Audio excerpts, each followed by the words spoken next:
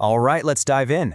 Today we're talking about this incredible 100-year creative explosion that completely rewired the way we tell stories. I mean, we're going to go from these massive, sprawling epics about heaven and hell all the way to the very first novels. You know, the ones about the drama of just everyday life. Trust me, this isn't just some dusty literary history lesson. This is basically where your Netflix queue was born. So here's our roadmap. First, we'll kick things off with the cultural fireworks of the Restoration. Then we'll get into the last great epics before we see the rise of this razor-sharp satire. After that, we'll witness the birth of a whole new art form, the novel. And finally, we'll connect it all back to the stories that we just can't stop watching today. Okay, let's get into it. So our story really kicks off in one specific year, 1660. See, for more than a decade, England was under this really strict Puritan rule where they even banned theaters. But in 1660, the monarchy is restored with King Charles II. And what happens next? Well, it's not just a change in government. It's a massive, massive case of cultural whiplash. So check this out.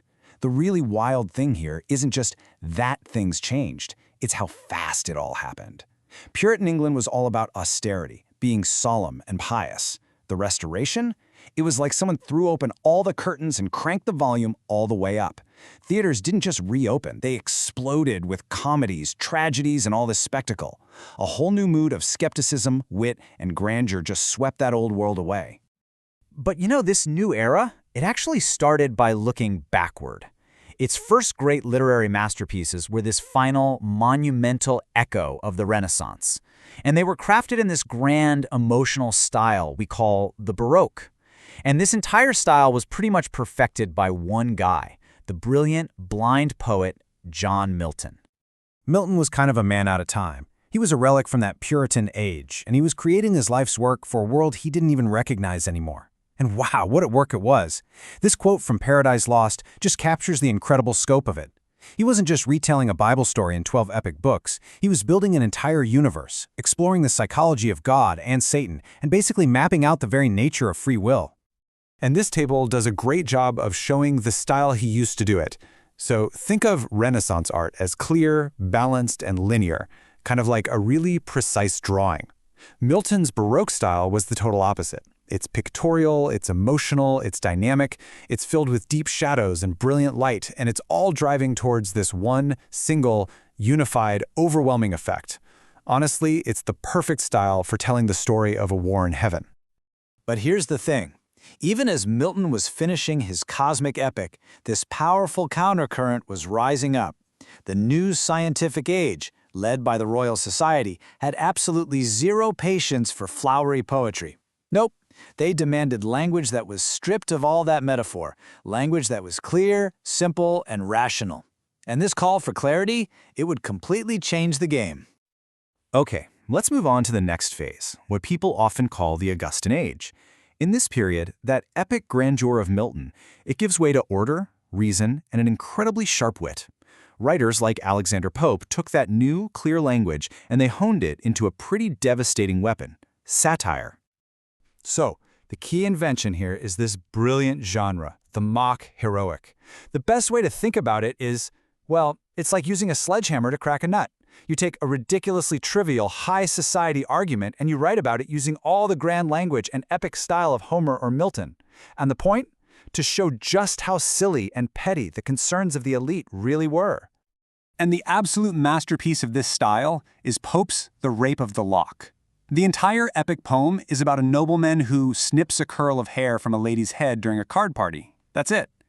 And this tiny little social mistake gets blown up into a cosmic war, complete with little sylphs and gnomes battling it out in the air. It's hilarious, and it perfectly shows how the focus of storytelling was zooming in, from the heavens right down to a London drawing room. And that shift, that zooming in, brings us to the single most important development of this whole period. We're not just talking about a new genre. We're talking about the birth of a completely new art form, built from the ground up for a new, modern audience, the novel.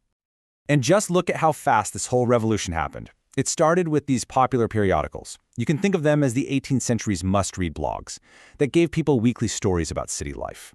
Then Daniel Defoe publishes Robinson Crusoe, a fictional autobiography so realistic that people actually thought it was a true story. And by 1740, with Samuel Richardson's Pamela, The novel as we know it, this long-form prose story about the inner life of one person, had officially arrived. So how did this happen? Well, it was basically a perfect storm of conditions. All of a sudden, you had this huge, literate middle class that was hungry for stories about people just like them. New printing technology made books way more affordable, and the culture itself had become fascinated with realism, with the private thoughts and feelings of an individual. The camera of storytelling wasn't pointed at kings and gods anymore. It was pointed at merchants, at servants. It was pointed at you. What's really fascinating here is how the actual job of being a writer was completely transformed. A poet like Milton, he had to rely on a wealthy patron for support. But just a few decades later, novelists like Defoe, they were entrepreneurs. They were professionals, writing for a paying mass market, creating a product that people actually wanted to buy. Storytelling had officially become a business. So why should we care about some literary shift from 300 years ago? Well, because the DNA of pretty much every single story we consume today was coded during this exact period. The blueprint for modern storytelling, it was drawn up right here. I mean, think about it. That shift from a huge, self-contained epic like Paradise Lost to stories that are delivered in regular installments, first in those periodicals, then in multi-volume novels. Doesn't that sound familiar? That is the direct ancestor of serialized television. It's the original binge watch. We are still hooked on the exact same thing, a long-form, character-driven story that unfolds over time. The technology has changed, for sure, but that fundamental desire for the narrative journey, it is identical. And that kind of leaves us with a final thought to chew on. The novel was a new technology, right? An art form invented to capture the reality of the 18th century. So it forces us to ask, in our own age of algorithms and interactive narratives and AI, what new form of storytelling is emerging right now to make sense of the reality of our time?